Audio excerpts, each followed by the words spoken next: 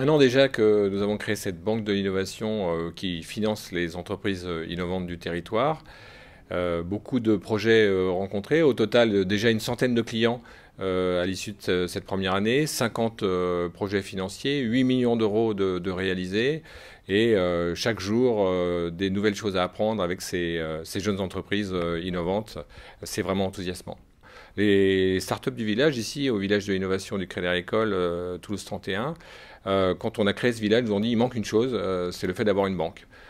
Et comme ça manque à tout le monde, eh bien, au-delà du village, on a des entreprises qui viennent nous voir pour essayer de voir si on peut les aider sur le financement. Certaines sont en phase de le faire, certaines font ça pour l'avenir. Donc beaucoup de contacts, aujourd'hui une centaine de clients et 50 projets financés à ce jour. Ben, l'avenir de la Banque d'innovation, c'est déjà renouveler une deuxième tranche de financement, puisque nous avions prévu une enveloppe de 10 millions, elle va être atteinte dans les semaines qui viennent.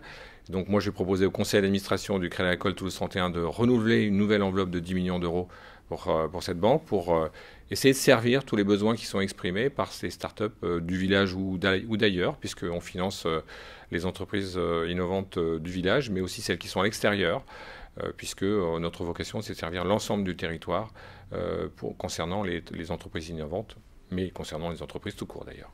Nous, on pense que c'est une vraie mission pour nous d'accompagner l'innovation sur un territoire qui a toujours été servi par l'industrie et principalement l'industrie aéronautique. On est convaincu que l'innovation est un relais de croissance pour le territoire et on veut vraiment jouer notre rôle et être le facilitateur de cette croissance pour ceux qui la font et également pour le territoire.